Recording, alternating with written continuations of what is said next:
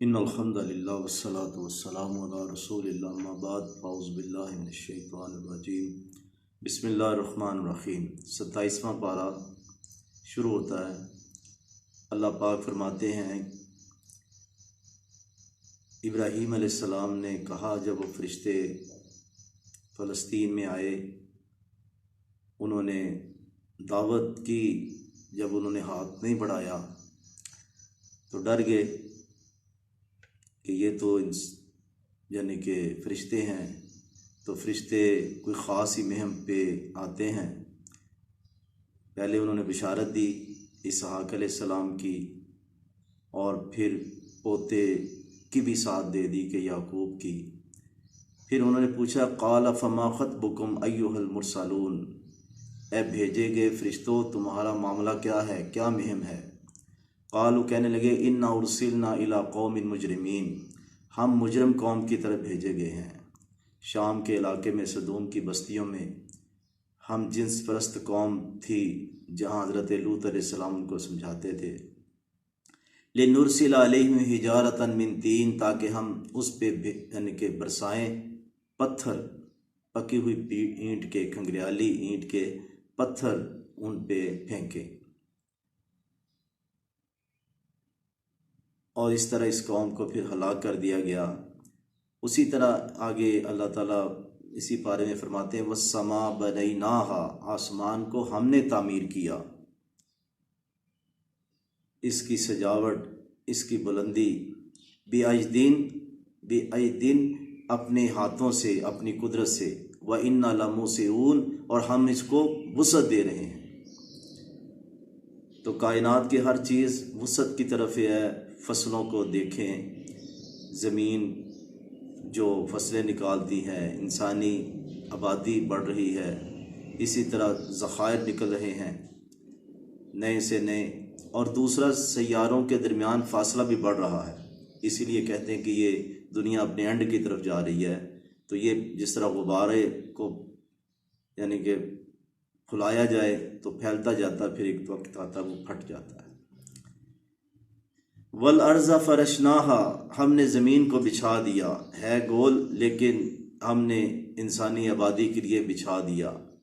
اس میں کتنی لیئرز ہیں، کہیں پودے نکل رہے ہیں، اس کے نیچے حرارت ہے، اور پھر پانی نکل آتا ہے، پٹرول نکل آتا ہے۔ کتنا ہی ہم خوبصورت اور اچھا بچھانے والے ہیں۔ فرمایا کہ ہم نے تمہیں جوڑے پیدا کیے، فَفِرُّوا إِلَى اللَّهِ، پس دوڑو اللہ کی طرف۔ جس رب نے اتنا کچھ تمہیں دیا ہے تو اس کی بارگاہ میں آ کے سجدہ کرو، اس سے اپنا تعلق کے بندگی قائم کرو۔ وَلَا تَجْعَلُوا مَعَ اللَّهِ إِلَٰهًا آخر، اللہ کے ساتھ کسی اور کو معبود دوسرے کو نہ بناؤ، اور کی عبادت نہ کرو۔ جب خالق وہ ہے، مالک وہ ہے، رازق وہ ہے، اختیار اس کے پاس ہے، پھر اور جگہ جا کے کیوں نذرانے دیتے ہو اور دعائیں مانگتے ہو؟ انی لکم منہ نذیر مبین، میں اللہ کی طرف سے تمہارے پاس صاف ڈرانے والا آیا۔ وما خلقت الجن والانس الا لیعبدون، جن و انس کو ہم نے اپنی عبادت کے لیے پیدا کیا، اپنی بندگی اور غلامی کے لیے۔ کائنات کی سب چیزیں انسان کی خدمت کر رہی ہیں۔ شہد کی مکھی کو دیکھیں، سورج کے طلوع و غروب کو دیکھیں، ہوائیں، فضائیں، بارشیں، زمین، ہر چیز انسان کو پال رہی ہے۔ آکسیجن کہیں فراہم ہو رہی ہے۔ تو بندہ اب کیا ہے، یہ اپنے اللہ کی بندگی کرے۔ عبادت کا معنی صرف یہ نہیں کہ نماز پڑھ رہا ہے یا روزہ رکھ رہا ہے، صدقہ کر رہا ہے، بس مخصوص اوقات میں عبادت۔ جب اللہ رسول کے حکم کے مطابق ہر کام کرے گا تو اس کا دکان پہ بیٹھنا بھی عبادت ہوگا۔ یہ کرپشن آئی اسی لیے ہے لوگوں میں، وہ سمجھتے ہیں بس مسجد میں نماز پڑھو، سجدہ کرو، باقی دکان اپنی مرضی کی، کاروبار اپنی مرضی کا، دوستی اپنی مرضی کی۔ جب غلام ہیں تو پھر آقا کا ہر حکم مانیں گے تو اللہ فرماتے ہیں تمہارا ہر عمل، حتیٰ کہ بیوی کے پاس جانا، یہ بھی عبادت لکھا جائے گا۔ اگر شریعت کے تحت ہر کام، اس کا سونا، اس کا جاگنا، سب عبادت ہوگا۔ اہل جہنم سورہ طور ہے، چیخ و پکار کریں گے، حکم ہوگا فصبروا، اب تم صبر کرو، او لا تصبرو یا نہ صبر کرو، سواء علیکم برابر ہے تم پہ۔ رونا دھونا تو دنیا میں تھا، رب کی بارگاہ میں ایک آنسو بہا دیتے، اللہ تعالیٰ سارے گناہ مٹا دیتا۔ تو آج چیخو پکار کا کوئی فائدہ نہیں، برابر ہے، انما تجزون ما کنتم تعملون، آج تو تمہیں بدلہ دیا جائے گا جو تم دنیا میں عمل کر کے آئے۔ اہل جنت نعمتوں میں ہوں گے، خوش ہوں گے کہ یا اللہ تو نے جہنم سے بچا لیا، حکم ہوگا کھاؤ اور پیو، بما کنتم تعملون، اس لیے کہ تم عمل کر کے آئے ہو، صرف زبانی نہیں۔ اللہ غفور الرحیم ہے، انہوں نے قربانی پیش کی، عمل کیا، جتنی ہمت تھی، صوفوں پہ بیٹھے ہوں گے، اللہ کہتے حور عین سے ہم ان کا نکاح کر دیں گے، بیاہ دیں گے ان کو۔ اور سب سے بڑی نعمت کیا ہے؟ والذین آمنوا، وہ لوگ جو ایمان لائے، واتبعتہم ذریتہم، ان کی اولادیں بھی اسی ایمان کی راہ پہ، نیک عمل کی راہوں پہ چلی، ہم وما التناہم من عملہم من شیء، ہم ان کے عمل میں سے کوئی چیز کم نہیں کریں گے۔ اللہ تعالیٰ فرماتے ہیں ہم ان کو اکٹھا کر دیں گے، جنت میں اکٹھا کر دیں گے۔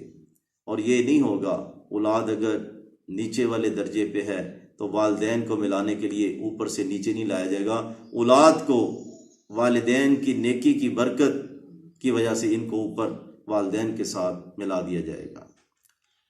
اسی طرح دنیا میں بھی اولاد کا نیک عمل والدین کو برکت ملتی ہے، جس طرح حدیث کے اندر آتا ہے کہ بندہ اپنے والدین کے لیے دعا کرتا ہے، نیک عمل کرتا ہے تو اس کا درجہ بلند ہو جاتا ہے۔ تو وہ پوچھتا ہے ربا میرا درجہ یہ کس طرح بلند ہوا؟ فرمایا تیرا بچہ یا تیری بیٹی تیرے لیے دعا مانگ رہی تھی۔ تو نیک اولاد اللہ ہر ایک کو دے۔ پھر اللہ تعالیٰ فرماتے ہیں کل امرئ بما کسب رہین، ہر جان اپنے کسب کے بدلے گروی ہے۔ گروی کیا ہے؟ بطور ضمانت کوئی چیز رکھی جاتی ہے، اگر بندہ اصل رقم واپس کر دے تو اپنی گروی کی چیز چھڑوا لیتا ہے۔ تو ہم سب کی جانیں رب کی بارگاہ میں گروی ہیں، بما کسبا، اپنی کمائی کے بدلے میں۔ اللہ کی بندگی نیک عمل ہو جائے گا تو اپنی جان چھڑوا دیں گے، ورنہ وہ جہنم میں پھینک دی جائے گی۔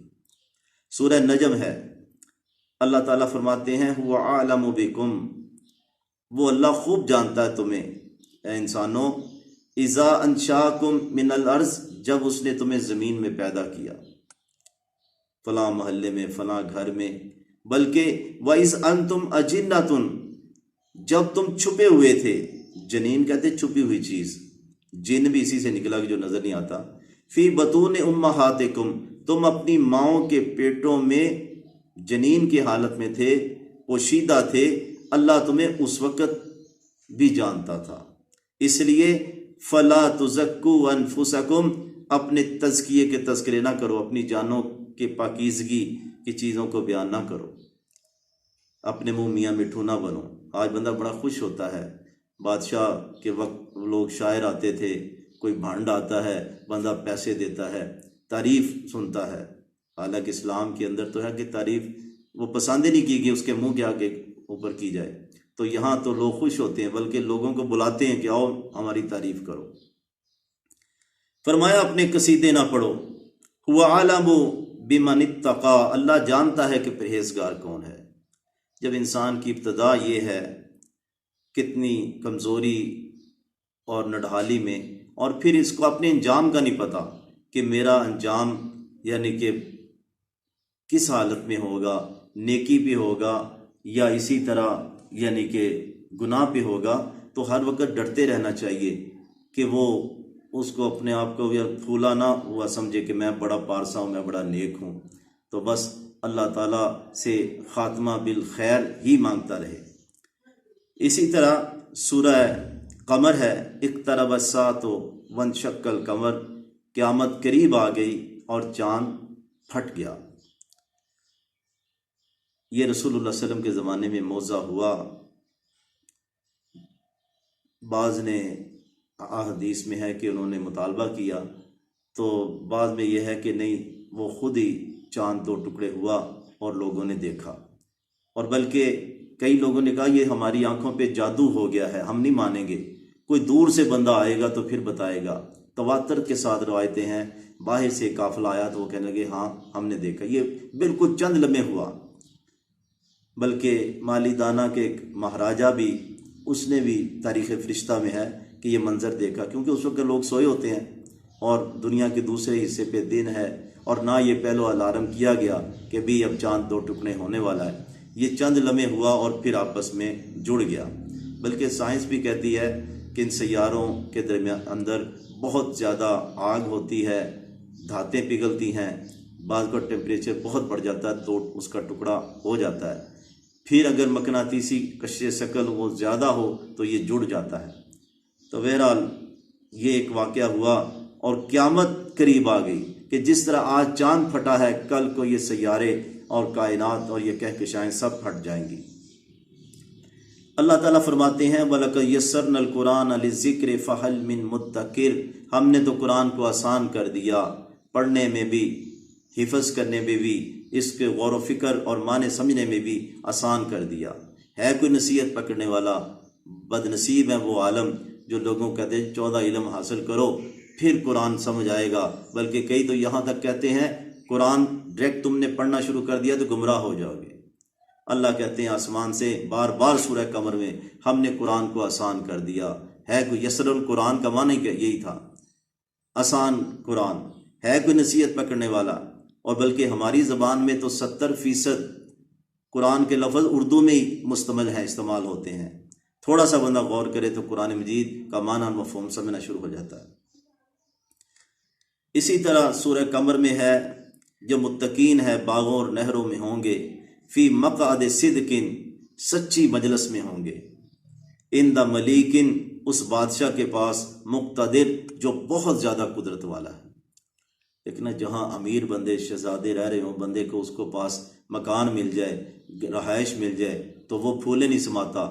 تو وہ اہل جنت کتنے خوش قسمت ہیں متقین لوگ کہ عزت قدرت والے بادشاہ کے پاس، قدرت والے بادشاہ کے پاس وہ رہ رہے ہوں گے۔ اللہ اکبر۔ اللہ ہم سب کو گناہ معاف کر کے اپنی رحمت میں ایسی ہی جگہ پہ رہائش نصیب فرما دے۔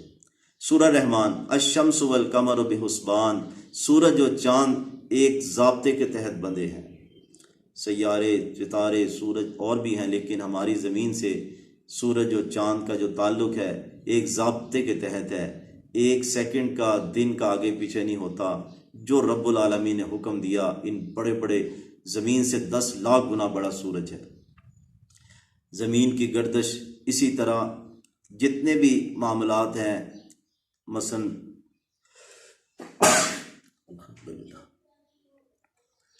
نمازوں کے اوقات سورج کے ساتھ ہیں، اسی طرح فصلوں کا پکنا سورج کے ساتھ ہے، روزے کا کھلنا اور غروب ہونا، یعنی کہ روزہ رکھنا اور اس کا افطار کرنا سورج کے ساتھ ہی ہے۔ باقی بارشوں کا، موسموں کا سورج کے ساتھ ہے، اور پھر شریعت کے بہت سارے احکام وہ چاند کے ساتھ ہیں۔ چاند کی چاندنی یعنی کہ سب سے ایک روشنی فراہم کرتی ہے۔ دوسرا رضاعت کی مدت، طلاق کی عدت، جو بھی ہے، حج کے مہینے، یہ سب چاند کے ساتھ ہے۔ اور ایسا قدیم اور یعنی کہ پرفیکٹ کیلنڈر ہے جو خود بنایا ہوئے جنتری نہیں کام کر سکتی، جو آسمانی جنتری ہے۔ تو اللہ تعالیٰ نے سورہ رحمان میں فرمایا کہ جب سب چیزیں رب کا حکم مان رہی ہیں، یہ ستارے، یہ اسی طرح درخت اللہ کو سجدہ کر رہے ہیں، اللہ تطغوا فی المیزان، اے بندے تو بھی پھر اس میزان، اس بیلنس میں سرکشی نہ کر۔ اگر آسمانوں پہ ذرا سی ان بیلنسنگ ہو جائے تو یہ کائنات تباہ و برباد ہو جائے، تو اے بندے تو زمین پہ پھر اللہ کے حکم کے علاوہ اپنا حکم نہ چلا یا کسی اور کا حکم نہ چلا، پھر زمین پہ امن قائم نہیں رہے گا۔ یہی فساد کی جڑ ہے اور بنیاد ہے۔ سورہ رحمان میں ہی فرمایا اللہ نے 2 سمندروں کو دیکھو، آپس میں ملتے نہیں۔ اللہ نے وہ کثافت کا ایسا فرق رکھا ہے کہ میلوں چلتے رہتے ہیں اور آپس میں ملتے نہیں، رنگت میں نہیں ملتے، حالانکہ دونوں لیکوڈ ہے۔ پھر اسی طرح زمین کے اندر روم کی روئیں چلتی ہیں، ایک جگہ پہ گرم پانی نکل رہا ہے، ایک جگہ پہ ٹھنڈا پانی نکلتا ہے، کہیں کھارا پانی نکل رہا ہے، کہیں میٹھا پانی صاف نکلتا ہے۔ تو یہ کون سی ذات ہے جس کے حکم پہ یہ پانی آپس میں ملتا نہیں؟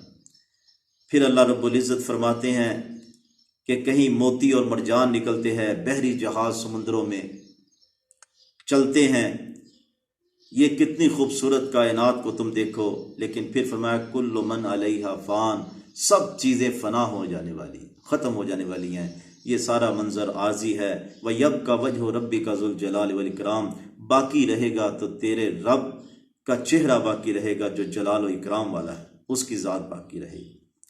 پھر اسی طرح اللہ رب العزت نے سورہ واقعہ میں فرمایا کہ جب جان کسی کی حلق میں اٹک جاتی ہے، تیرا بیٹا ہے، بیوی ہے، باپ ہے، ماں ہے، کوئی پیارا ہے، تم دیکھ رہے ہوتے ہو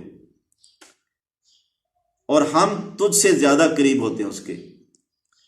فَلَوْلَا إِن كُنتُمْ غَيْرَ مَدِينِينَ، اگر تم کسی کے محکوم نہیں ہو، خود مختار ہو، تو فرمایا ترجعونہا، اس کو پلٹا کیوں نہیں دیتے ہو؟ ان کنتم صادقین، اگر تم سچے ہو، اگر تم واقعی تمہارا کوئی بس چلتا ہے، تم کسی کے غلام اور محکوم نہیں ہو۔ دیکھیں کچھ چیزیں تو بندہ ہر مانتا ہے، عمر، صحت، رزق، صلاحیتیں، یہ اللہ کی دین ہے، یہ اللہ کا حکم تکوینی ہے۔ شریعت کا حکم یہ ہے کہ بندے کو کچھ اختیار دیا تاکہ اس کا امتحان لیا جائے، نماز پڑھتا ہے کہ نہیں پڑھتا، اسی طرح نیک کام کرتا ہے کہ نہیں، گناہ سے بچتا ہے کہ نہیں۔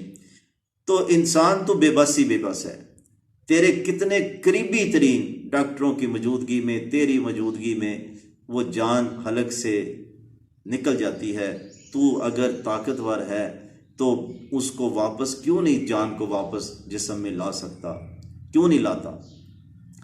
تو آخرت کے راؤنڈ میں، پہلے راؤنڈ پہ تو شکست کھا گیا، ابھی تو دنیا میں ہے، تو آگے قبر کے اندر، آخرت کے اندر تو اس سے زیادہ تو بے بس ہوگا۔